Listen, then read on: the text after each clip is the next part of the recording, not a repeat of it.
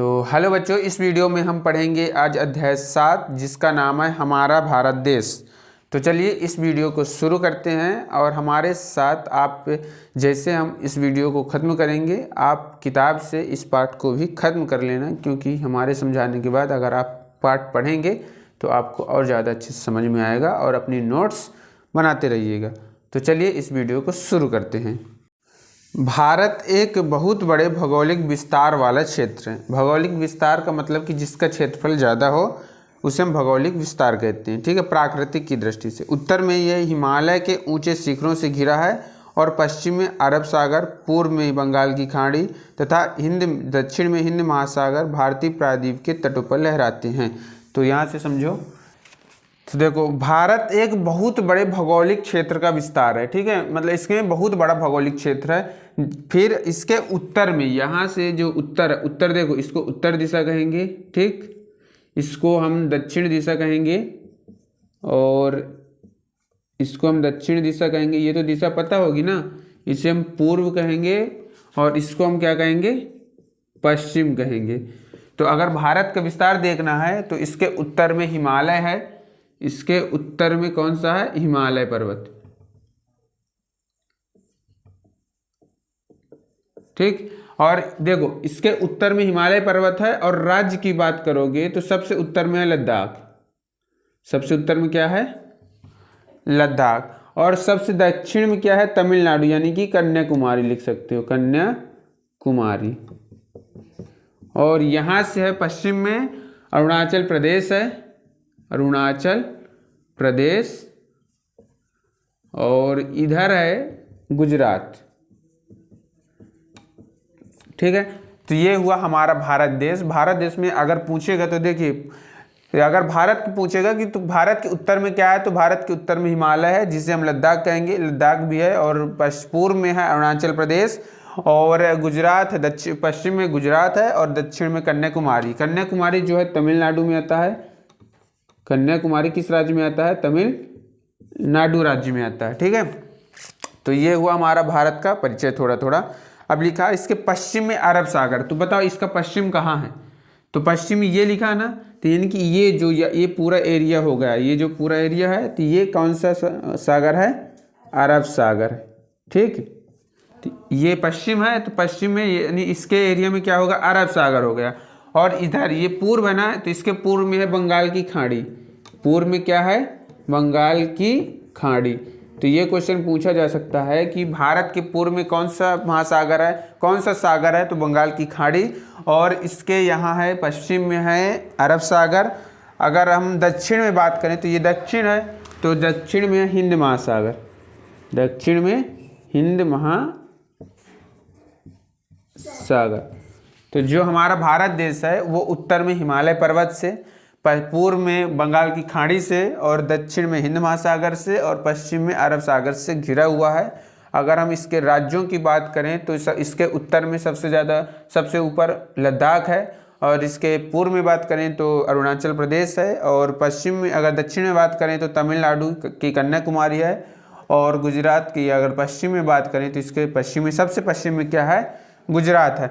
अगर अरुणाचल प्रदेश की किवतू होगी और इसकी गुहार मोती होगी, लेकिन इसको हम अच्छे से नहीं बताएंगे। तो ये हुआ भारत का क्षेत्रफल 32.8 लाख वर्ग किलोमीटर है। तो अगर इसका क्षेत्रफल लिखना है कि भारत का क्षेत्रफल कितना है, तो भारत का क्षेत्रफल कितना है, यहाँ से देखो भारत का क्षेत्रफल है 32,87,263 वर्ग किलोमीटर और आपकी किताब में लिखा है 32.8 लाख। अगर हम बात करें इसके उत्तर में लद्दाख है, पूर्व में अरुणाचल प्रदेश है, पश्चिम में गुजरात है और दक्षिण में कन्याकुमारी यानी तमिलनाडु है। फिर इसमें ऊंचे ऊंचे पर्वत भी हो सकते हैं और पठार, मरुस्थल, उत्तरी मैदान, असमान पठारी, सतह, तटीय भाग एवं द्वीप समूह स्थलों की विभिन्नता को दर्शाते हैं। इसमें अब ये बताओ, जब ये है तो भारत में पर्वत भी हो सकते हैं, पठार भी हो सकते हैं, मैदान भी हो सकते हैं, नदियाँ भी हो सकती हैं और अन्य स्थलारूप भी हो सकते हैं। कई स्थल रूप हो सकते हैं कि नहीं हो सकते, तो इनको हम एक एक करके आगे पढ़ेंगे। फिर यहाँ जलवायु, वनस्पति, वन्य जीवों के साथ साथ भाषा एवं संस्कृति में भी बहुत विभिन्नता है। मतलब अगर हम इसके देखें तो इसमें तो देखो इसमें जलवायु तो विभिन्नता है, ये है जैसे देखो इसमें जलवायु में अलग अंतर, जैसे यहाँ ठंडी पड़ती है तो यहाँ ठंडी, जैसे देखो हमने क्या बोला था कि जैसे जैसे हम ऊपर की ओर जाते हैं तो तापमान घटने लगता है, मतलब यहाँ गर्मी पड़ेगी, फिर यहाँ गर्मी, फिर इससे कम गर्मी, गर्मी हल्का हल्का गर्मी, ऊपर ठंडी ठंडी होती जाएगी। यहाँ सबसे ज़्यादा ठंडी पड़ेगी भारत में, और यहाँ भारत में सबसे ज़्यादा गर्मी पड़ेगी। तो भारत में सबसे ज़्यादा गर्मी यहाँ रहती है और सबसे ज़्यादा ठंड यहाँ रहती है। तो यानी कि इसमें जलवायु में विभिन्नता है कि नहीं है। अब जैसे इसमें भाषा में विभिन्नता है, भारत में भाषा में भिन्न प्रकार की बोली जाती है। जैसे देखो तमिलनाडु में तमिल बोली जाती है, कर्नाटक में कन्नड़ बोली जाती है, मध्य प्रदेश में हिंदी बोली जाती है, कश्मीर में कश्मीरी भाषा बोली जाती है, असम में डोंगरी मैथिली संथाली बोली जाती है, और गुजरात में मराठी भाषा बोली जाती है, सिंधी भाषा बोली जाती है। तो भारत में कई प्रकार की भाषा हैं, संस्कृति है। जैसे यहाँ के लोग बाग जींस और पहनते हैं, लेकिन यहाँ के लोग बाग, तमिलनाडु के लोग बाग लुंगी पहनते हैं। तो मतलब कि इनके कल्चर में भी, पहनावा में भी अलग अंतर है कि नहीं है। इनकी सांस्कृतिक कल्चर अलग है, सांस्कृतिक कल्चर जो है, सांस्कृतिक जो कला है वो भिन्न है कि नहीं है भारत में। तो भारत में भिन्न भिन्न प्रकार के सांस्कृतिक है, भिन्न भिन्न प्रकार की भाषाएं बोली जाती हैं, जलवायु भी भिन्न भिन्न प्रकार की होती है। तो यानी कि भारत एक ऐसा महाद्वीप है, मतलब ऐसा देश है कि जहाँ बहुत विभिन्नता, अत्यधिक विभिन्नता है। जैसे हमने बताया था कि भारत के उत्तर में हिमालय है, दक्षिण में हिंद महासागर है, दक्षिण में क्या है, हिंद महासागर, और यहाँ जो पूर्व में है बंगाल की खाड़ी, ठीक। और ये पश्चिम में क्या है, पश्चिम में है अरब सागर भारत की, ठीक है। तो यहाँ तक हुआ। अब फिर लिखा, अब इसकी स्थिति जानेंगे कि आखिर स्थिति क्या है। देखो अगर ये सब हुआ तो अब हम इसकी स्थिति जान लेते हैं कि आखिर इसकी स्थिति क्या है। तो स्थिति मतलब बोला जाए कि कर्क रेखा का जो अक्षांश होता है वो 23.5 डिग्री होता है। तो कर्क रेखा भारत के मध्य से होकर गुजरती है। तो यानी कि कर्क रेखा अगर यहाँ से गुजरेगी, कहाँ से, यहाँ से, तो ये हुआ कर्क रेखा अधिकतर भारत के 8 राज्यों से होकर गुजरती है। भारत के कितने राज्यों से, 8 राज्यों से होकर गुजरती है। नाम उनका हम अगली बात बताएंगे। तो कर्क रेखा भारत के 8 राज्यों से होकर गुजरती है, और कर्क रेखा का जो अक्षांश होता है वो 23.5 डिग्री उत्तरी अक्षांश होता है, उत्तरी अक्षांश होता है, ठीक है। तो भारत से कर्क रेखा होकर गुजरती है, तो यानी कि ऊपर 30 डिग्री होगा और नीचे 23.5 डिग्री, यानी केवल भारत से कर्क रेखा गुजरती है, मकर रेखा नहीं गुजरती। अगर इसकी अक्षांश की बात करें, स्थिति की बात करें, तो देखो इसकी स्थिति है 8 डिग्री 4 मिनट से लेकर 37 डिग्री 6 मिनट तक, 37 डिग्री 6 मिनट तक।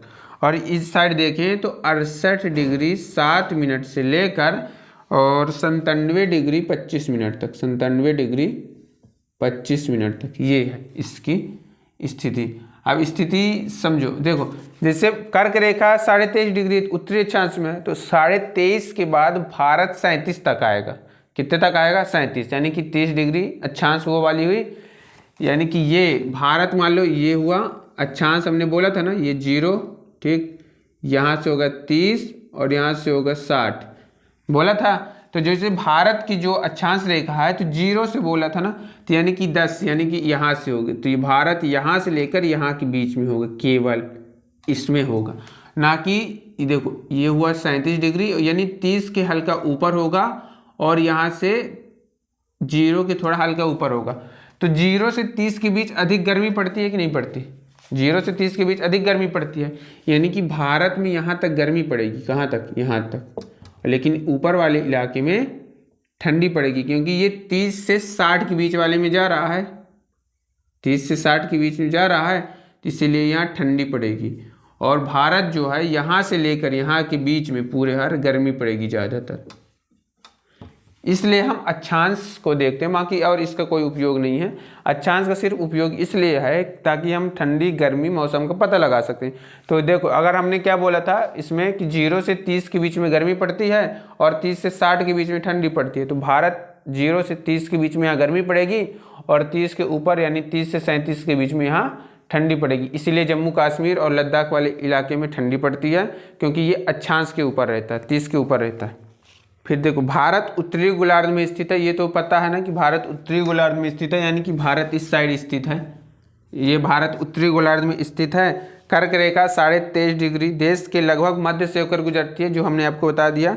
फिर दक्षिण से उत्तर की ओर भारत की मुख्य भूमि का विस्तार 8 डिग्री 4 मिनट से लेकर 37 डिग्री 6 मिनट तक है, और पश्चिम से पूर्व की ओर अगर हम विस्तार देखें तो 68 डिग्री 7 मिनट से 97 डिग्री 25 मिनट तक है। और फिर अगर हम विश्व को पूर्वी एवं पश्चिमी गोलार्ध में बांटते हैं तो भारत की स्थिति किस गोलार्ध में होगी? तो जो भारत की स्थिति किस गोलार्ध में होगी, पूर्वी गोलार्ध में या कि पश्चिमी गोलार्ध में? देखो अगर ये पूरा विश्व हुआ, अगर हम भारत को मतलब कि पूरे विश्व को इस तरह बांटें पश्चिम में और पूर्व में, तो जो भारत की स्थिति होगी तो किस में होगी? पूर्व में होगी, क्योंकि भारत इस साइड है, ठीक है, भारत इस साइड है, तो भारत की स्थिति किस साइड होगी? पूर्व साइड होगी। फिर लगभग बहुत बड़े देशांतरी विस्तार लगभग 29 के कारण यहाँ के दो छोर पर स्थित स्थानों में बहुत अंतर होता है। अगर हम देखें तो इसमें अंतर होता है, तो अगर ये सीधे सीधे मोटा मोटा याद कर लो कि देखो यहाँ से अगर सूर्य यहाँ 6 बजे सुबह उगता है, कितने बजे सुबह उगता है?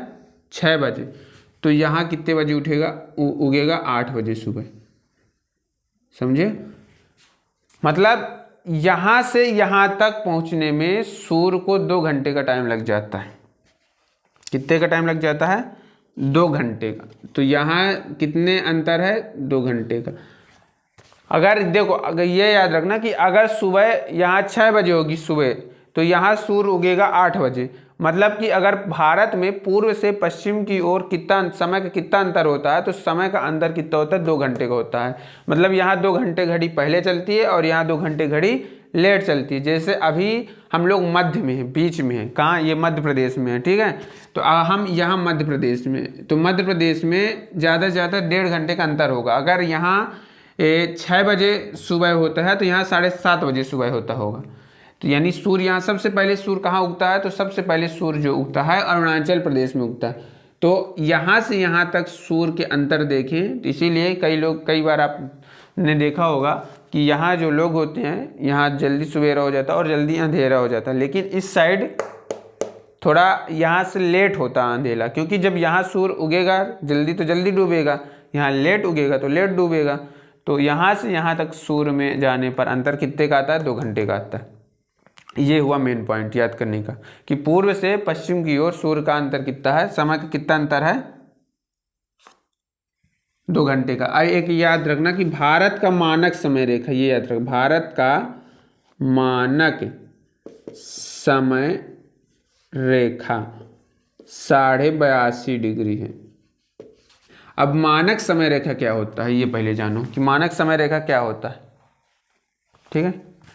तो देखो हमने जैसे बताया कि भारत का जो होगा यहाँ से देखो, यहाँ से 6 बजे यानी कि सुबह जल्दी होगी, सूर्य जल्दी उगेगा और यहाँ लेट उगेगा, ठीक है। तो अब ये बताओ कि यहाँ 2 घंटे पहले घड़ी चल रही है और यहाँ 2 घंटे बाद घड़ी चल रही है। अब हमको इस पूरे भारत में टाइम फिक्स करना है ना, मतलब टाइम एक जैसा करना है ना। अगर हम यहाँ जाएँ तो यहाँ बजा 2 घंटे पहले, मतलब कि यहाँ 8 बजे हैं और यहाँ कॉल करके पूछे तो यहाँ 6 बजे हैं, या फिर 4 बजे हैं, 3 बजे हैं, तो समय का अंतर हो जाएगा कि ना हो जाएगा? पूरे भारत में समय अलग अलग हो जाएगा। अगर हम सूर्य के हिसाब से समय निर्धारित करेंगे तो समय अलग अलग हो जाएगा कि नहीं हो जाएगा? देखो यहाँ 6 बजे हैं तो यहीं कहीं 3 बजे होंगे, यहीं कहीं 8 बजे होंगे, यहीं कहीं 9 बजे होंगे, यहाँ 12 बजे होंगे। पूरे भारत में जैसे विविधता है तो समय भी अलग अलग हो जाएगा। तो हमने एक बीच का रास्ता निकाला ताकि जो समय है सूर्य के हिसाब से ना करके हम अपने हिसाब से कर सकें। मतलब यहाँ भी वही टाइम रहे, यहाँ भी वही टाइम रहे, यहाँ भी वही टाइम रहे, यानी कि पूरे भारत में एक ही समय रहे। तो उसे हम मानक समय रेखा कहते हैं कि मैंने एक बीच का समय निकाल लिया ताकि इसका कोई एडजस्ट ना हो, चारों तरफ एक ही टाइम रहे। उसी को हम कहते हैं मानक समय रेखा। मानक समय रेखा है 82.5 डिग्री। अब देखो यहाँ 68 डिग्री है, यहाँ 97 डिग्री है, तो 68 से 97 के बीच में 82 आया होगा कि ना आया होगा कहीं? तो 68 से यहाँ से चलें और यहाँ से 97 तक चलें, ठीक है। तो 68 से 97 तक चले, जहाँ से 82 आया वहीं से एक लाइन खींच दिए, तो उसी को हम मानक समय रेखा मान लिए कि मतलब कि यहाँ जितना टाइम होगा, मतलब यहाँ जितना बजे होंगे उस समय घड़ी में, तो वही पूरे देश में लागू होगा, वही पूरे हर बजेगा। वीडियो चलो ना। तो मान लो देखो यहाँ से हमने जैसे बताया कि मानक समय रेखा, भारत का मानक समय रेखा कितनी है, 82.5 डिग्री है। तो मानक समय रेखा का मानने का मतलब ये है कि टाइम में डिफरेंट होता है। जैसे यहाँ सुबह जल्दी हो जाती है और यहाँ सुबह यानी कि सूर्य जल्दी उगता है, अगर देखा जाए तो सूर्य यहाँ जल्दी उगता है और यहाँ सूर्य थोड़ा लेट रहता है। तो अब यहाँ से अगर टाइम में डिफरेंट होगा कि ना होगा, देखो टाइम में डिफरेंट होगा। जब टाइम में डिफरेंट होगा तो पूरे भारत में भिन्न भिन्न अलग अलग टाइम होगा। तो जो भारत में अलग अलग टाइम को मैनेज करने के लिए, जो अलग अलग टाइम है उसको मैनेज करने के लिए यानी कि कंट्रोल करने के लिए, निर्धारित करने के लिए, अलग अलग टाइम को निर्धारित करने के लिए एक हमने बीच का रास्ता अपनाया। जैसे यहाँ से हम 68 डिग्री से चलें, विस्तार इसका बता रहे हैं, इसका 68 डिग्री विस्तार है और इसका 97 डिग्री विस्तार है। ठीक, तो इसके द्वारा समय निर्धारित। तो यहाँ से चलें 68 डिग्री से, तो यहाँ मान लो कि 82 डिग्री यहाँ आ गया, 82.5 डिग्री। ठीक है, तो यहाँ अगर मान लो 12 बजे हैं घड़ी में, कितना बजे हैं घड़ी में, 12 बजे हैं, तो यही जो 12 बजे हैं वही पूरे देश में लागू हो जाएगा। यहाँ भी 12 बज जाएंगे, यहाँ भी 12 बज जाएंगे, यहाँ भी 12 बज जाएंगे, यहाँ भी 12 बज जाएंगे। इसकी घड़ी में जितना टाइम होगा वो पूरे देश में लागू होगा। जैसे अभी मान लो 9, 9:30 बजे हैं, तो जो 82.5 डिग्री का टाइम हुआ होगा वहाँ 9:30 बजे होंगे। तो यानी कि इसे पूरे भारत में लागू कर दिया गया है।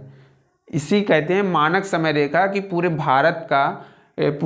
भारत का समय निर्धारित करने के लिए, फिक्स करने के लिए कि एक जगह सभी समय हो, उसे हम मानक समय रेखा कहते हैं। और भारत का मानक समय रेखा 82.5 डिग्री है। और मान लो देखो ये तो गुजरात में है 68 डिग्री, 97 डिग्री अरुणाचल प्रदेश में, तो 82.5 डिग्री कहाँ होगा, तो 82.5 डिग्री है प्रयागराज यानी इलाहाबाद में। ठीक है, प्रयागराज इलाहाबाद में यानी कि यूपी में, उत्तर प्रदेश में, ये है 82.5 डिग्री। हम बात करेंगे भारत के पड़ोसी देशों के बारे में। तो देखो भारत के पड़ोसी देश हैं, ये पहला ये इस साइड है नेपाल, इस साइड है भूटान, इस साइड है चीन, इस साइड है म्यांमार और इस साइड है बांग्लादेश। बांग्लादेश ये बांग्लादेश है। तो ये जो है हमारा ये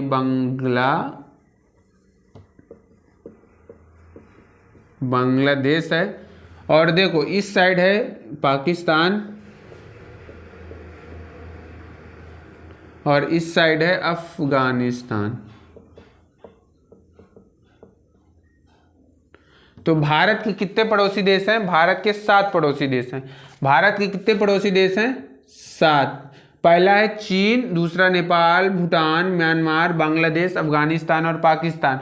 पड़ोसी देश का मतलब यह होता है कि जिनकी सीमा भारत से छूती है। तो भारत की छूती है चीन के साथ, नेपाल के साथ, भूटान के साथ, म्यांमार के साथ, बांग्लादेश के साथ, अफगानिस्तान के साथ और पाकिस्तान के साथ। ये इसे आप याद रख सकते हैं। और अगर ट्रिक याद करनी हो तो इस तरह हो सकते हैं कि बचपन में MBA किया, बचपन में MBA किया। ये पड़ोसी देशों के नाम याद करने की ट्रिक है। कैसे, देखो बा से हो गया बांग्लादेश। बांग्लादेश की सीमा भारत के साथ सबसे ज़्यादा छूती है। ठीक है, बांग्लादेश की सीमा जो है भारत के साथ सबसे ज़्यादा छूती है। आप मैप में देख सकते हैं, ये यहाँ से यहाँ बांग्लादेश के साथ भारत की सबसे ज़्यादा सीमा छूती है, 4000 के करीब। और फिर चा से है चीन, दूसरे नंबर पर है चीन, पा से है पाकिस्तान, तीसरे नंबर पर, चौथे नंबर पर है नेपाल, यम से हुआ म्यांमार और बी से हुआ भूटान और ए से हुआ अफगानिस्तान।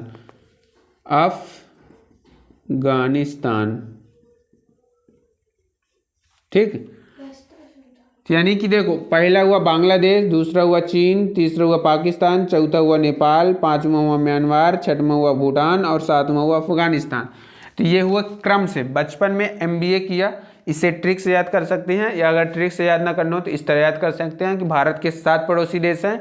और भारत के जब 7 पड़ोसी देश हैं तो देखो सबसे ज़्यादा चीन की, बांग्लादेश के साथ अप्रॉक्स 4000 मान लो और इसके साथ 3000 कुछ मान लो, ऐसे कुछ थोड़ा थोड़ा मतलब सबसे ज़्यादा बांग्लादेश के साथ सीमा साझा होता है, फिर चीन के साथ, पाकिस्तान, फिर नेपाल, फिर म्यांमार, फिर भूटान और फिर अफगानिस्तान के साथ भारत सीमा साझा करता है। और भारत की ये 7 पड़ोसी देश हैं। श्रीलंका का पड़ोसी देश नहीं है। यहाँ है मालदीव, ये भी हमारा पड़ोसी देश है। लेकिन देखो, अगर भारत के पड़ोसी देश 7 हैं स्थलीय वाले, और अगर जल वाले पूछेगा तो जल वाले हैं श्रीलंका और मालदीव, ये दोनों जल वाले भी हैं। तो भारत के जल वाले, देखो अगर पाकिस्तान, देखो यहाँ से अगर हम बात करें तो किन किन देशों की सीमा समुद्र से छूती है, तो यहाँ से देखो पाकिस्तान की सीमा समुद्र से छूती है इस साइड, बांग्लादेश की छूती है और म्यांमार की छूती है समुद्र से, और चीन की भी इस साइड से छूती है समुद्र से।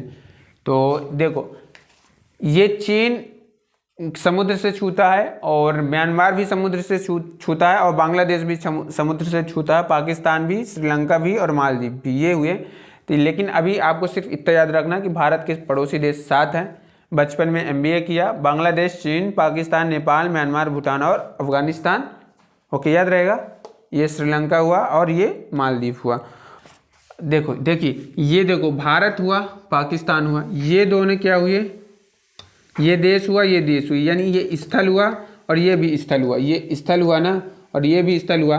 इन दोनों के बीच में एक पानी बह रहा है, यहाँ पानी बह रहा है कि नहीं बह रहा, तो यानी इन दोनों को अगर कोई अलग करता है तो कौन सी अलग, यहाँ इसका जो नाम होगा उसका नाम है पाक जल संधि।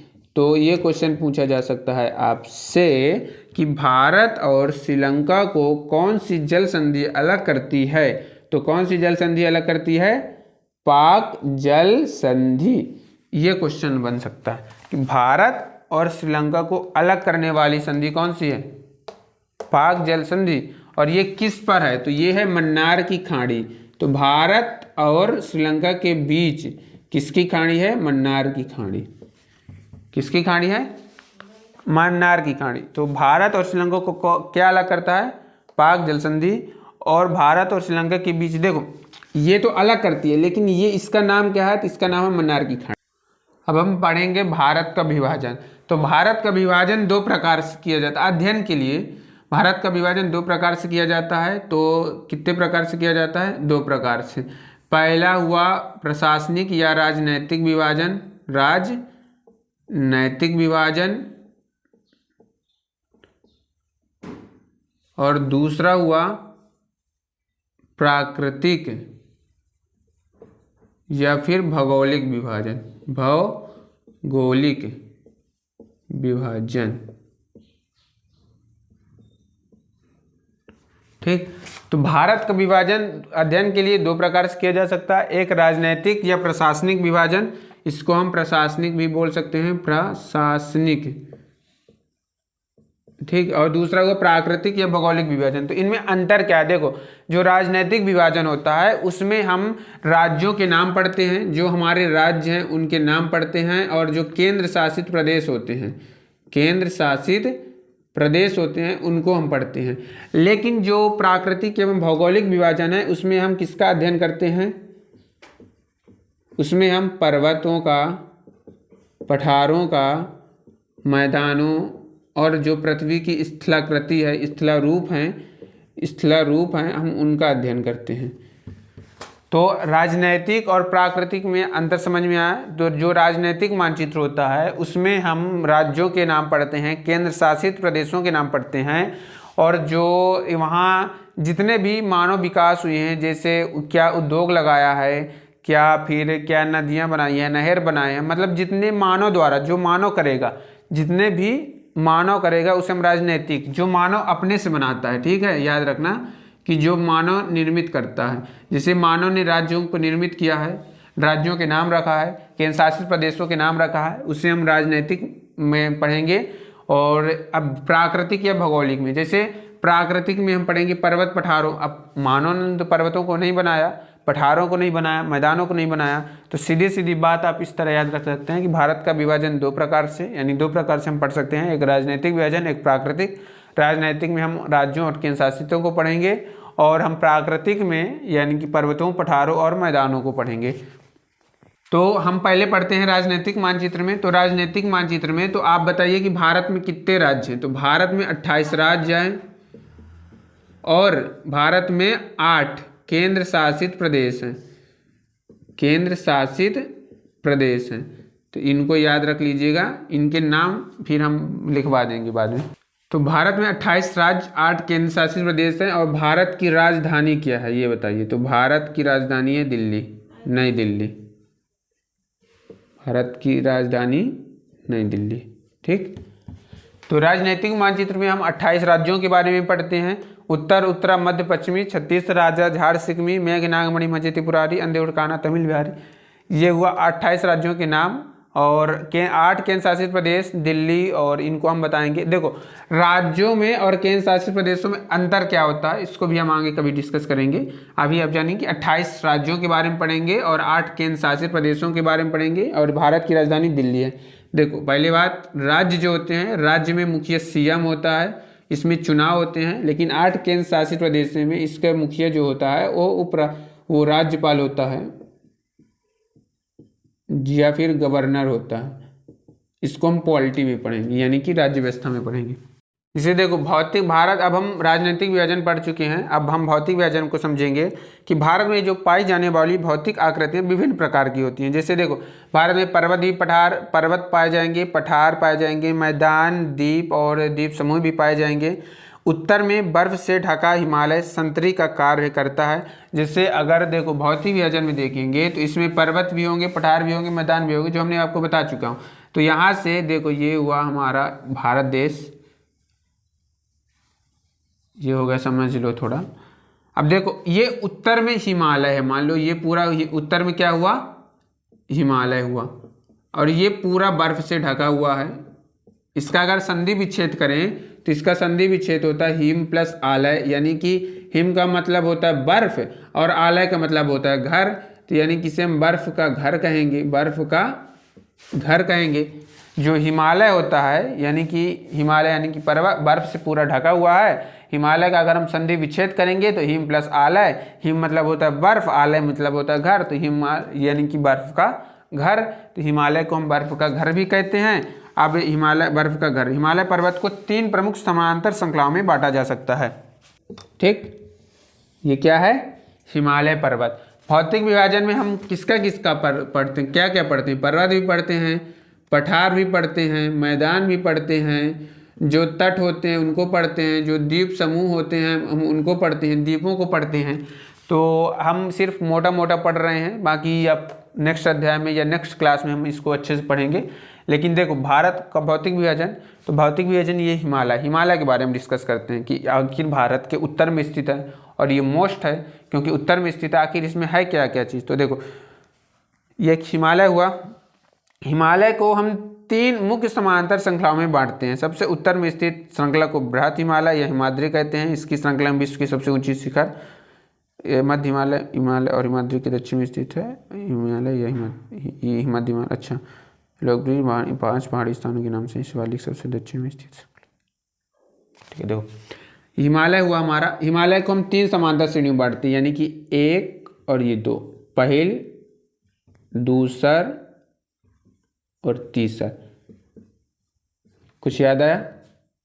हिमालय को हम 3 समांतर श्रेणियों में बांटते हैं, 1, 2 और 3। ठीक, तो इस सबसे ऊपरी वाले भाग को हिमालय के, देखो जैसे मान लो ये पूरा हिमालय, इमेजिन करो कि ये पूरा हिमालय है। अब जब ये हिमालय है तो इसके ऊपर, सबसे ऊपर वाले हिस्सों को क्या कहेंगे, जैसे ये हमारा पूरा शरीर हो, हम ऊपर वाले हिस्से को सर कहेंगे, यानी कि यहाँ जहाँ बाल उगते हैं ये सर कहेंगे, फिर यहाँ से आँखी और ये चेहरा ये होगा। तो उसी प्रकार ये हिमालय का भी नाम होगा कि यानी कि पहले ऊपर वाले हिस्सों क्या कहेंगे, फिर मध्य वाले के हिस्सों क्या कहेंगे और थर्ड वाले हिस्सों क्या कहेंगे। तो हिमालय की, इसको हम उत्तर मान सकते हैं, इसको हम उत्तर मान सकते हैं ना कि हिमालय के उत्तर में यह सबसे ऊपरी, ये मध्य मतलब बीच में है ना, और इसको हम दक्षिण मान सकते हैं कि नहीं मान सकते, या फिर नीचे मान सकते हैं। ठीक है, उत्तर, मध्य और दक्षिण इस तरह मान सकते हैं, यानी कि ऊपरी वाले भाग को हम उत्तर कहेंगे, बीच वाले भाग को मध्य यानी कि दक्षिण। अब नाम इनका क्या क्या है, तो देखो, सबसे ऊपर वाले स्थित को हम बृहत हिमालय कहेंगे, बृहत हिमालय। तो ये जो सबसे ऊपरी वाला हिस्सा है उसको हम क्या कहेंगे, बृहत हिमालय या हिमाद्री। ठीक है। जो माउंट एवरेस्ट है, तो माउंट एवरेस्ट इसी पर स्थित है। माउंट एवरेस्ट कहाँ है? तो ये इसका नाम क्या हुआ? बृहत हिमालय। बृहत हिमालय हिमालय के उत्तर में स्थित है, यानी कि हिमालय का सबसे ऊपरी भाग क्या कहलाता है? बृहत हिमालय। क्वेश्चन इस तरह पूछेगा कि देखो, क्वेश्चन इस तरह पूछेगा कि हिमालय का सबसे उत्तरी भाग क्या कहलाता है? तो हिमालय का उत्तरी भाग सबसे क्या कहलाता है? बृहत हिमालय। और अगर पूछेगा कि माउंट एवरेस्ट किस पर है, तो माउंट एवरेस्ट इसी पर है। माउंट एवरेस्ट,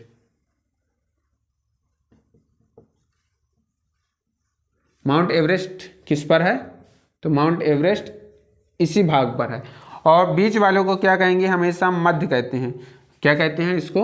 मध्य। तो इसका नाम होगा मध्य हिमालय। इसका क्या नाम है? मध्य हिमालय या हिमाचल। ठीक है। तो जो हमारा हिमाचल प्रदेश है वो हिमालय के बीच में स्थित है। हिमालय के बीच में स्थित है। इसका नाम पहले वाले को हुआ बृहत हिमालय, दूसरे वाले का नाम क्या हुआ? मध्य हिमालय, और तीसरे वाले का नाम हुआ ये शिवालिक। इसका नाम क्या हुआ? शिवालिक हिमालय। इसका नाम क्या हुआ? नीचे वाले का सबसे शिवालिक हिमालय। तो देखो किस तरह पूछेगा। पहली बात, पहला पॉइंट, हिमालय का सबसे उत्तरी भाग क्या कहलाता है? बृहत हिमालय। बृहत हिमालय के दक्षिण में क्या स्थित है? तो बृहत हिमालय के दक्षिण में मध्य हिमालय है। ये चित्र बना लोगे तो समझ जाओगे। ये उत्तर हुआ, ये फिर दक्षिण। देखो इसके और इसके नीचे ये दक्षिण ना कहलाएगा। तो बृहत हिमालय के नीचे क्या स्थित है? मध्य हिमालय है। और मध्य हिमालय के नीचे क्या स्थित है? शिवालिक हिमालय। ये फिर पहुंच सकता है कि हिमालय का सबसे उत्तरी भाग बृहत हिमालय और हिमालय का सबसे दक्षिणी भाग शिवालिक हिमालय कहलाता है। तो यानी कि हिमालय की 3 पार्ट हो गए। समझ में आया कुछ कि नहीं आया? थोड़ी बहुत समझ में आया? अब देखो, अब जब हम पर्वत से नीचे उतरते हैं तो मैदान मिलते हैं कि नहीं मिलते हैं? मैदान मिलते हैं। जब मैदान मिलते हैं तो हम इसको कहेंगे नीचे, ये वाले जो हिस्सा मिला ये हमारा, ये, तो इससे हम कहेंगे उत्तर का विशाल मैदान। उत्तर का विशाल मैदान। ठीक है। ये उत्तर का विशाल मैदान है इस पर जो सिंधु, गंगा और ब्रह्मपुत्र नदी बहती है। ठीक है, नदी बहती है। और यहीं भारत की सबसे बड़ी जनसंख्या निवास करती है। मतलब भारत की सबसे अधिक जनसंख्या यहीं रहती है। सबसे अधिक जनसंख्या यहीं रहती है। और यहाँ कौन कौन से देश हैं? तो यहाँ से अगर देश याद, मतलब राज्य याद करना हो, कौन कौन से राज्य हैं? तो मध्य यूपी है, यूपी के बाद यूपी के बाद कई बिहार भी है। और जितने भी उत्तर के मैदान हुए नीचे वाले एरिया के, यूपी हुआ, बिहार हुआ, झारखंड हुआ, फिर यहाँ से मध्य प्रदेश भी आ जाएगा, इसी में थोड़ा थोड़ा पंजाब आ जाएगा और हरियाणा आ जाएगा। ठीक है, पंजाब हरियाणा इस तरह आ जाएंगे। और ये हुआ, देखो हिमालय के एकदम दक्षिण में उत्तर का विशाल मैदान है। उत्तर के विशाल मैदान में सिंधु, गंगा, ब्रह्मपुत्र ये नदी बहती हैं। और इसी पर भारत की सबसे अधिक जनसंख्या रहती है। भारत की सबसे अधिक जनसंख्या कहाँ रहती है?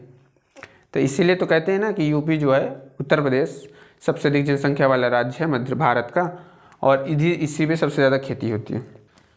देखो हमने अभी आपको ये बताया था कि यहाँ जो है क्या है? हिमालय है। अभी हिमालय का पूरा वर्गीकरण बताया कि नहीं बताया? हिमालय का पूरा वर्गीकरण बताया। हमने कहा कि हिमालय के दक्षिण में उत्तर का विशाल मैदान है, यानी कि ये यहाँ मैदान है इस पार, यानी कि इस इलाके में मैदान है कि नहीं है? इस वाले इलाके में पूरे मैदान है कि नहीं है? तो ये वाले ऊपर हिमालय हुआ और नीचे वाले इलाके में यहाँ साइड, इस साइड पूरे हार ये क्या हुआ? मैदान वाला हिस्सा हुआ। तो हिमालय के दक्षिण में क्या है?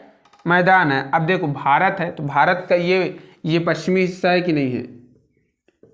पश्चिमी हिस्सा है। और यहीं पर राजस्थान और गुजरात पाया जाता है। तो यानी राजस्थान में रेगिस्तान है कि नहीं है? मरुस्थल है। तो यहीं भारत के पश्चिम में मरुस्थल पाए जाते हैं। भारत के किस में मरुस्थल पाए जाते हैं? पश्चिम में मरुस्थल पाए जाते हैं।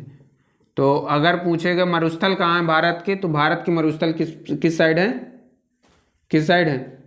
पश्चिम साइड मरुस्थल पाए जाते हैं। तो ये मरुस्थल हुए। उत्तर में हिमालय है, बीच में हिमालय के नीचे हिमालय के नीचे मैदान है और मैदान यानी कि पश्चिम में मरुस्थल है और मरुस्थल हो गए ना। अब फिर यहाँ से देखो, अब मैदान के नीचे एक प्रायद्वीपीय पठार। अब पठार कहाँ, देखो यहाँ तो पर्वत हुई, ये पर्वत आ गए, ठीक, ये मैदान आ गए, ये हमारे मरुस्थल आ गए। अब पठार बचे ना, अब पठार कहाँ होंगे, तो पठार ये याद रख लेना कि ये पूरा इलाका हुआ ये पठार हुआ, याद रहेगा। जैसे दक्कन का पठार, कर्नाटक का पठार, काठियावाड़ का पठार, ये सब कहाँ है, तो ये सब ये दक्षिण में है। तो याद रहेगा, ऊपर है हमारा पर्वत, बीच में है मैदान, पश्चिम में है मरुस्थल, दक्षिण में है पठार, और अब पूर्व में क्या है, तो पूर्व में नदी घाटियाँ हैं। तो यहाँ मैंग्रोव यानी कि ये भी मैदान के इलाके में आ जाता है, ये पूरा इलाका। इस तरह याद कर लो कि ये पूरा मैदान में आ गया और यहाँ मरुस्थल हो गया हमारा, यहाँ पठार। तो ये इस तरह वर्गीकरण याद रहेगा। तो यानी कि इस वाले इलाके में मरुस्थल होगा हमारा, इस वाले इलाके में पर्वत होंगे, ये वाले इलाके में मैदान होंगे और इस वाले इलाके में पठार होंगे। आप ये सब मोटा मोटा याद कर सकते हैं। ये पूर्व है, ये उत्तर है, ये पश्चिम है और ये दक्षिण है।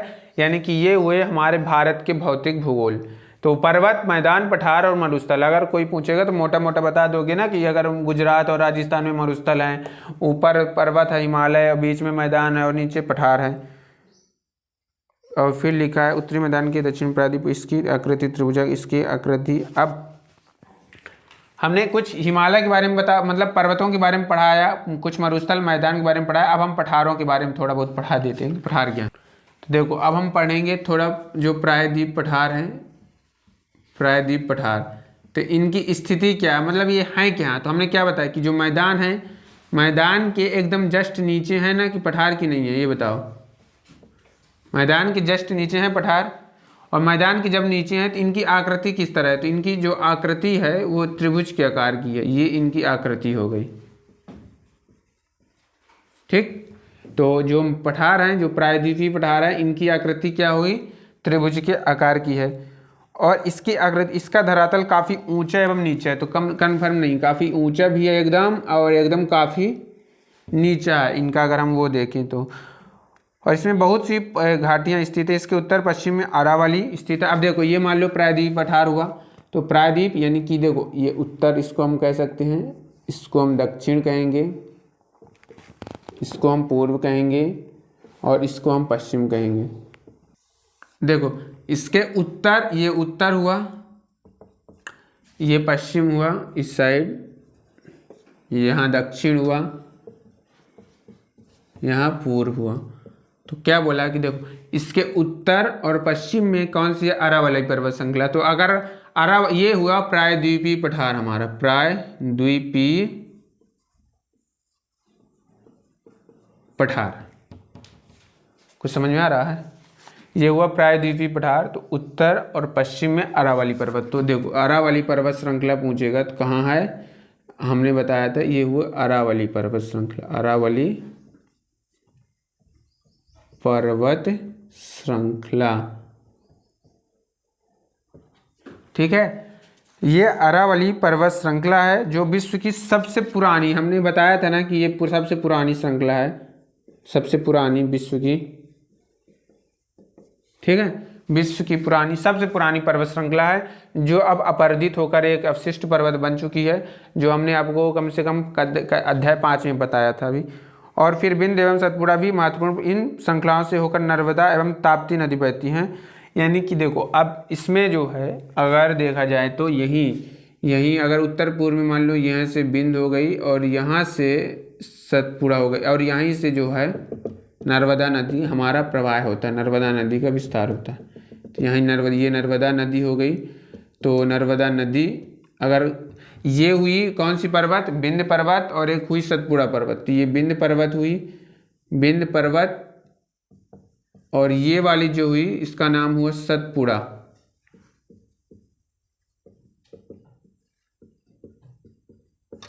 देखो क्वेश्चन ये पूछेगा कि जो नर्मदा नदी है वो किन दो पर्वत श्रृंखलाओं के बीच से होकर बहती है। तो किन दो पर्वत श्रृंखलाओं के बीच से होकर बहती है, विंध्य पर्वत श्रृंखला और सतपुड़ा पर्वत श्रृंखला।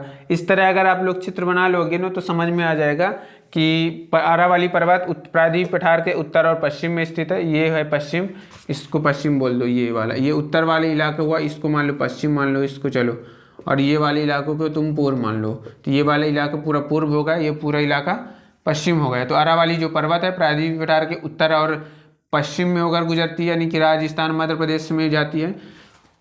लेकिन अगर नर्मदा नदी बोलेगा कि नर्मदा नदी कहाँ से गुजरती है, तो जो नर्मदा नदी है वो विंध्य पर्वत श्रृंखला और सतपुड़ा पर्वत श्रृंखला के मध्य से होकर गुजरती है।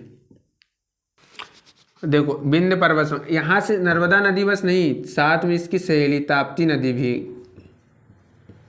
बहती। तो कौन कौन सी नदी बहती है? नर्मदा और ताप्ती नदी। और देखो अब इन दोनों कहाँ से गिरती हैं, तो ये दोनों अरब सागर में गिरती है, ना कि बंगाल की खाड़ी में। यानी कि अरब सागर इस साइड है, इस साइड है अरब सागर। मान लो ये पूरा भारत हो गया, तो भारत के पश्चिम में है अरब सागर और उत्तर पूर्व में है बंगाल की खाड़ी। तो जो नदियां हैं तो ये इस साइड से आती हैं और इस साइड से, और इस साइड में अरब सागर में जाके गिर जाती हैं, तो अरब सागर में गिरती है। तो नर्मदा नदी और ताप्ती नदी किस में गिरती हैं? अरब सागर में गिरती है। किस पर गिरती हैं? अरब सागर। यानी कि ये जो प्रायद्वीपीय पठार है ना, इनको बीच से चीरते हुए, यानी कि इधर मान सकते हो कि ये विंध्य पर्वत श्रृंखला हो गई और इसको मान सकते हो सतपुड़ा पर्वत श्रृंखला हो गई। यहाँ से नर्मदा और ताप्ती दोनों सहेली आती हैं, दोनों सहेली नदियाँ जो आती हैं और आके किस में गिर जाती हैं? अरब सागर में गिर जाती हैं। याद रहेगा ना। तो अरब सागर में गिरने वाली नदियाँ कौन सी है? नर्मदा, ताप्ती। ये किस तरह, किस दिशा में बहती है? इस साइड कौन सी दिशा है? और इस साइड? तो ये जो नर्मदा और ताप्ती है किस साइड से गुजरती है? पूर्व से पश्चिम दिशा में बहती है। तो जो नर्मदा नदी है वो पूर्व से, नर्मदा नदी पूर्व से पश्चिम की दिशा में बहती है। याद रहेगा। तो जलोढ़ पॉइंट, जलोढ़ निक्षेप क्या है? ये आपके किताब में था कि जलोढ़ निक्षेप क्या है। एक ये लिखा हुआ है और एक है सहायक नदियाँ क्या होती हैं। एक सहायक नदी, पहले जलोढ़ निक्षेप, ये नदियों के द्वारा लाई गई बहुत महीन मिट्टी होती है तथा नदी बेसिन में निक्षेपित कर दी जाती है। जलोढ़ निक्षेप क्या है? तो देखो यहाँ से मान लो नदी बह रही है, ठीक है, नदी, जलोढ़ निक्षेप समझो, ये जो है नदी बह रही है, ठीक है, नदी बह रही है। तो यानी कि इसके जो रास्ते में रेत बालू गिट्टी आएगी, तो ये जब ये बहेगी तो ये अपने साथ बहा कर लाएगी। तो जब ये अपने साथ बहा कर लाएगी तो मान लो ये गाज जमा कर दी, तो इसे हम निक्षेप कहेंगे। निक्षेप कहेंगे। क्या कहेंगे? निक्षेप। और इस ये जो पूरा जमा करती है तो इसको हम निक्षेपण कहेंगे। जो देखो जमा के द्वारा जो इकट्ठा पूरा हो जाता है ना, जमा करने के बाद ये बहुत सारा गाद हो जाता है, अवसाद हो जाता है, उससे हम निक्षेपण कहेंगे। लेकिन जमा करने की प्रक्रिया को हम निक्षेप कहेंगे। जमा करने की प्रक्रिया को हम निक्षेप कहेंगे। तो समझ में आया कि जब नदियाँ जो हैं बालू गिट्टी या फिर मिट्टी बहा कर लाती है तो उससे हम क्या कहते हैं? निक्षेप कहते हैं। अब एक कंसेप्ट है सहायक नदी। सहायक नदी क्या है? अच्छा, सहायक का मतलब क्या होता है? कि मदद करना। सहायक का मतलब क्या होता है? मदद करना। अब सहायक नदी का मतलब समझते हो तुम क्या है? देखो मान लो ये नदी बह रही है, ये नर्मदा नदी बह रही है, ठीक। जब ये नर्मदा नदी बह रही है तो जब नर्मदा नदी अपने आप बह रही है तो यहाँ से आती है शक्कर नदी, यहाँ से आती है शक्कर नदी और जाके ये नर्मदा नदी में गिर जाती है। यानी कि यहाँ से नर्मदा नदी में इसका पानी मिल जाता है। तो ये हुई, देखो बड़ी नदी जो है, बड़ी नदी, ये नदी जा रही थी तो कौन सी नदी आकर मिली? शक्कर नदी आकर न मिली ना इसमें, नर्मदा नदी में। और इस तरह मान लो अब ये जा रही है, जा रही है, जा रही है, जा रही है, यहाँ से आ गई बाघिन नदी। कौन सी नदी? बाघिन नदी। और ये जाके आके किस पर मिल गई? नर्मदा नदी पर मिल गई। मतलब जब कोई, मतलब किसी नदी का पानी किसी एक अन्य नदी पर मिल जाता है तो उसे हम सहायक नदी कहते हैं। यानी कि इसका जो पानी है यहाँ तक, देखो यहाँ तक तो इसमें पानी नहीं था ना, लेकिन जैसे यहाँ से बाघिन, ये जो शक्कर नदी का पानी आया और इसमें मिल गया तो यहाँ से इसकी सहायक नदी कौन सी हो गई? शक्कर नदी। फिर यहाँ से ये दोनों जा रही थी, यहाँ से एक और नदी आकर मिल गई। फिर यहाँ से ये दोनों जा रही थी तो यहाँ से एक नदी और आके मिल गई। फिर यहाँ से जा रही थी, एक नदी और आके मिल गई। तो जब एक नदी दूसरे नदी पर मिल जाती है तो उस नदी को सहायक नदी कहते हैं। तो जलोढ़ निक्षेप और सहायक नदी कॉन्सेप्ट समझ में आ गया होगा। फिर इसमें लिखा है कि क्या आप जानते हैं कि गंगा एवं ब्रह्मपुत्र नदियां विश्व के सबसे बड़े डेल्टा का निर्माण करती हैं। तो ये क्वेश्चन इम्पॉर्टेंट है, याद रखना कि विश्व का सबसे बड़ा डेल्टा, विश्व का सबसे बड़ा डेल्टा क्या है? Sundarban delta, Sundarban delta. ठीक, कौन सी दो नदियां मिलती हैं? तो गंगा और ब्रह्मपुत्र। देखो मान लो ये यहाँ से गंगा नदी आराम से बह रही थी, ठीक, तो यहाँ से आ गई ब्रह्मपुत्र नदी, इन दोनों आपस में मिल गई। जब इन दोनों आपस में मिल गई तो यहाँ से देखो, जब ये बह रही थी, ये जब ब्रह्मपुत्र नदी बड़ी नदी थी और ये गंगा नदी, ये दोनों आपस में बह रही थी, तो ये भी तो कुछ मिट्टी और बालू, कुछ कण बहा के लाएगी, ये भी कुछ अवसाद बहा कर लाएगी कि ना लाएगी? तो यानी कि ये तो खाली बैठेगी नहीं, ये भी अवसाद लाएगी और ये भी अवसाद लाएगी। ये नदी याद रखना कि जब गंगा और ब्रह्मपुत्र मिलकर विश्व का सबसे बड़ा डेल्टा सुंदरवन डेल्टा बनाती हैं। अब ये डेल्टा क्या होता है? तो डेल्टा समझो क्या होता है कि देखो यहाँ से गंगा नदी जा रही थी और यहाँ से ब्रह्मपुत्र नदी जा रही थी, ये भी अवसाद लाएगा और ये भी अवसाद लाएगी। अवसाद लाएगी कि नहीं लाएंगी? जब इन दोनों मिले तो इसका जो अवसाद है यहाँ टकरा कर बिखर गया और इसका अवसाद यहाँ बिखर गया, तो इस तरह अवसाद बिखर गए, यानी कि इस तरह जो अवसाद हैं इस तरह हो गए। तो यहाँ क्या बन गया? मैदान बन गया। जब अवसाद पूरे यार बिखर जाएंगे तो यहाँ मिट्टी मिट्टी हो जाएगी पूरी, तो जब अवसाद मिट जाएंगे तो मिट्टी मिट्टी हो जाएंगी, और इसे हम क्या कह दिए? सुंदरवन का डेल्टा कह दिए, सुंदरवन का डेल्टा कह दिए। यहाँ से नदी आ रही थी गंगा नदी, यहाँ से ब्रह्मपुत्र नदी आ रही थी, ये दोनों अवसाद मस्त कचड़ा कूड़ा अवसाद भरी मिट्टी उट्टी ला रही थी, तो इन दोनों जब आपस में टकराएं, तो जब दोनों के कण आपस में टकराएं, दोनों अवसाद टकराएं, तो इस तरह बिखरा हुआ, तो इसे हम डेल्टा कह दिए और इधर हम सुंदरवन इसका नाम रख दिए कि सुंदरवन, और ये सबसे बड़ा था इसीलिए इसका नाम रख दिया सुंदरवन डेल्टा। तो याद रहेगा कि विश्व का सबसे बड़ा डेल्टा कौन बनाती है? गंगा और ब्रह्मपुत्र नदी। याद रहेगा कौन सी नदियाँ? गंगा और ब्रह्मपुत्र नदियाँ। ये कहाँ है? तो ये याद रख सकते हो बंगाल में। कहाँ है? पश्चिम बंगाल में। भारत में पश्चिम बंगाल में है और बांग्लादेश में। ठीक, याद रहेगा। देखो ये हुआ हमारा प्यारा भारत देश, भारत देश हुआ। तो देखो यहाँ से लेकर, कहाँ से? गुजरात से लेकर यहाँ तक। अच्छा ये बताओ, ये पहले कौन सा घाट, कौन सी दिशा? पश्चिमी दिशा है ये, और ये पूर्वी दिशा है, पूर्व दिशा है। ये पश्चिम दिशा है, पूर्व दिशा है कि नहीं है? तो जब ये वाला जो घाट कहलाएगा तो वो पश्चिमी घाट कहलाएगा ना, और ये वाला जो घाट होगा तो वो पूर्वी घाट कहलाएगा कि ना कहलाएगा? तो इसे हम पूर्वी घाट कहेंगे। तो इसका नाम क्या हो गया? इस साइड वाले का, जो इस साइड वाला होगा इसको पूर्वी घाट कहते हैं, और इस साइड वाले को क्या कहेंगे हम? पश्चिमी घाट। तो याद रहेगा ना कि पूर्वी घाट किस साइड है और पश्चिमी घाट किस साइड है। तो इस साइड वाले को हम पश्चिमी घाट कह देंगे और इस साइड वाले को हम पूर्वी घाट कह देंगे, क्योंकि दिशा में यहाँ पूर्व है, यहाँ पश्चिम है। देखो यहाँ अरब सागर है और यहाँ क्या है? बंगाल की खाड़ी। तो देखो जो हमने बताया था कि जो ब्रह्मपुत्र, देखो ये ब्रह्मपुत्र नदी यहाँ से आई और यहाँ से गंगा नदी यहाँ से आई, ये दोनों यहाँ से मिलके यानी बंगाल की खाड़ी में डेल्टा बना देती हैं। तो यानी कि पूर्वी घाट पर कौन सी नदी बहती है? ब्रह्मपुत्र नदी और गंगा नदी। याद रहेगा कि पूर्वी घाट की तरफ कौन सी दो नदियां बहती हैं? ब्रह्मपुत्र और गंगा नदी। और किस पर गिरती हैं? ब्रह्मपुत्र और गंगा नदी का जो मुहाना है वो कहाँ है? बंगाल की खाड़ी पर। तो ये पूछ सकता है कि बंगाल की खाड़ी पर गिरने वाली नदियाँ, यानी कि गंगा नदी किस खाड़ी पर गिरती है, मतलब कहाँ गिरती है? तो बंगाल की खाड़ी में। ब्रह्मपुत्र नदी कहाँ गिरती है? बंगाल की खाड़ी में। अब यहाँ से देखो, अब ये देखो, ये यहाँ पूरा हार समुद्र है समुद्र, अरब सागर है, ये साइड बंगाल की खाड़ी। तो देखो ये जो किनारे वाला जो भाग होता है ना, ये जहाँ ये, तो इसको हम मैदान कहेंगे। क्या कहेंगे? मैदान। इसको हम कहेंगे तटीय मैदान। जो तट में होते हैं तो उसे हम कहते हैं तटीय मैदान, यानी कि इसको भी हम तटीय मैदान बोलेंगे। पूर्वी घाट समझ में आया किसे बोलते हैं? पश्चिमी घाट समझ में आया किसे बोलते हैं? तटीय मैदान समझ में आया किसे बोलते हैं? जो समुद्र के किनारे वाला जो भाग होता है ना, उसे हम क्या कहते हैं? तटीय मैदान। तो समुद्र ये है, तो समुद्र के किनारे, यहाँ से पूरा समुद्र है, तो इसके किनारे क्या भरा हुआ? तटीय मैदान। मतलब ये जो जो वो होते हैं ना, क्या कहते हैं, बीच को ही तटीय मैदान बोले, एकदम समुद्र के किनारे वाली भूमि।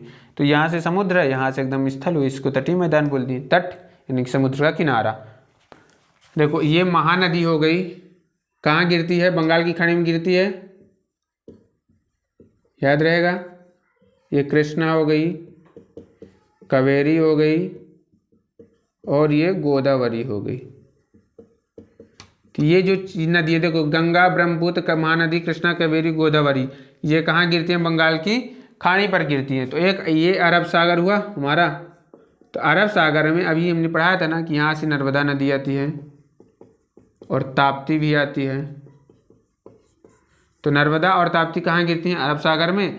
कृष्णा, गोदावरी और कावेरी, गंगा, ब्रह्मपुत्र, ये कहाँ गिरती हैं? बंगाल की खाड़ी में। इस तरह डायग्राम बना लोगे और एक आध नज़र डेली डालोगे तो ये याद हो जाएगा बड़ी आसानी से। और 2-4 बार अपने से ड्राइंग बना लोगे अपनी रकमर, तो याद हो जाएगा कि महानदी कृष्णा, कावेरी, गोदावरी बंगाल की खाड़ी पर गिरती हैं और नर्मदा और ताप्ती नदी अरब सागर पर गिरती हैं। ठीक है। प्रवाल, देखो प्रवाल किसे कहते हैं? प्रवाल छोटे समुद्री जंतुओं के कंकाल है जिसे पॉलिप कहा जाता है। मतलब क्या होता है कि ये जो समुद्री जंतु होते हैं, समुद्री जंतु जैसे कीट हो गए, जितने भी समुद्र में पाए जाने वाले जंतु होते हैं, तो उनके जो जीवाश्म होते हैं यानी कंकाल होते हैं, यानी कि जो उनका शरीर होता है, मृत शरीर होता है,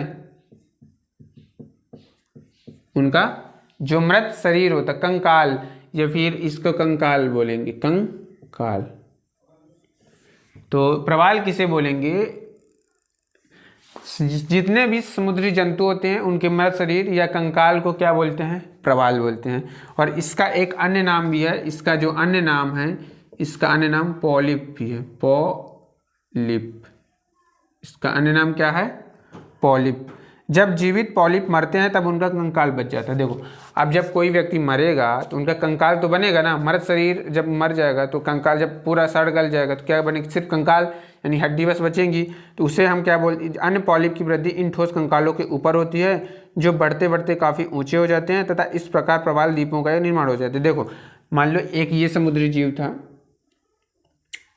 ठीक है, ये अभी आराम से खा पी रहा, मस्त है।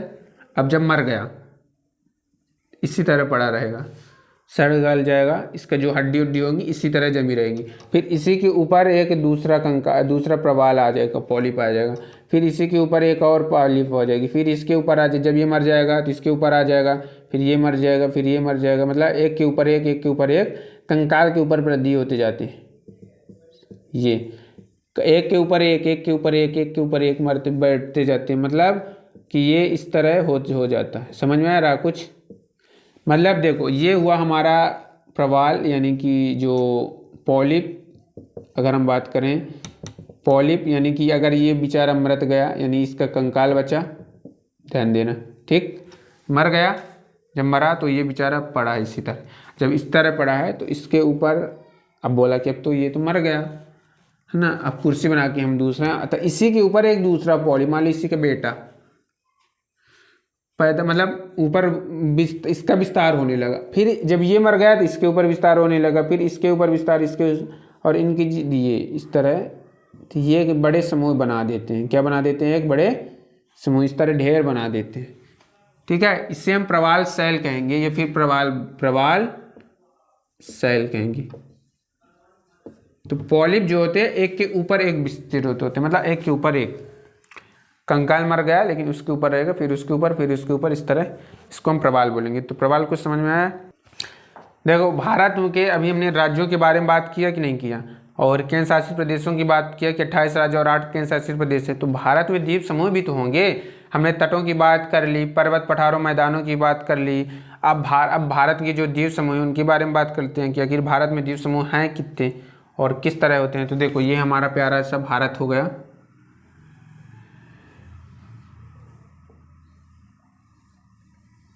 ठीक है। यहाँ अरब सागर हुआ और ये जो हुआ बंगाल की खाड़ी हुई। पहले ये बताओ द्वीप किसे कहते हैं। तो देखो ये एक बड़ा सा भाग जो समुद्र से चारों तरफ घिरा हुआ है तो उसे हम महाद्वीप बोलेंगे, ठीक। और एक छोटा सा भाग अगर समुद्र के पानी से चारों तरफ घिरा हुआ, जरूरी नहीं समुद्र से, पानी से चारों तरफ घिरा हुआ है तो उसे हम क्या बोलेंगे, द्वीप बोलेंगे।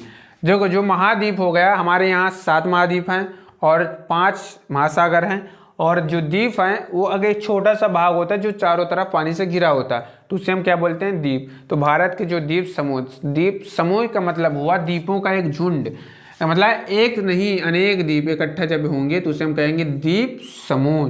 देखो द्वीप हम अकेले को कहेंगे और द्वीप समूह हम, देखो द्वीप अकेले कहेंगे, लेकिन जब द्वीप समूह होगा, जब द्वीपों का एक झुंड होगा, कई द्वीप होंगे तो उसे हम क्या कहेंगे, द्वीप। तो देखो भारत के द्वीप समूह कौन कौन से हैं। तो बंगाल की खाड़ी लक्षद्वीप द्वीप समूह अरब सागर में स्थित है। तो यहाँ से ये अरब सागर में ये मान लो एक ये द्वीप हुआ तो इसको हम कहेंगे लक्षद्वीप। तो आपसे ये क्वेश्चन पूछेगा कि लक्षद्वीप भारत के लक्षद्वीप कहाँ स्थित है। तो लक्षद्वीप अरब सागर में स्थित है। कहाँ स्थित है, अरब सागर में। और फिर ये केरल के तट से कुछ दूर स्थित प्रवाल द्वीप समूह। अब ये देखो अभी हम प्रवाल के बारे में बताएं कि नहीं बताएं। तो ये कौन सा द्वीप समूह है, ये प्रवाल द्वीप है। और प्रवाल द्वीप किस तरह बनता है, प्रवाल द्वीप अभी हमने बता चुका हूँ। तो ये एक प्रवाल द्वीप समूह है लक्षद्वीप, ठीक। और अंडमान एवं निकोबार द्वीप समूह भारत से दक्षिण पूर्व दिशा में बंगाल की खाड़ी में स्थित। अब भारत ये हुआ तो बंगाल की खाड़ी ये हुई, तो बंगाल की खाड़ी में ये फिर ये हुआ अंडमान निकोबार द्वीप समूह, अंडमान निकोबार, ठीक है, द्वीप समूह। तो अंडमान निकोबार द्वीप समूह कहाँ है, तो अंडमान निकोबार द्वीप समूह बंगाल की खाड़ी पर है। दिशा कौन सी है, पूर्व दक्षिण, तो दक्षिण पूर्व में, किस में है, दक्षिण पूर्व में स्थित है। तो समझ में आया। तो भारत के लक्षद्वीप किस पर है, अरब सागर में और अंडमान निकोबार द्वीप समूह में। तो अगर ये वीडियो आपको पसंद आया तो वीडियो को लाइक, चैनल को सब्सक्राइब करिएगा। चलिए मिलते हैं अब नेक्स्ट अध्याय में। Thanks for watching this video.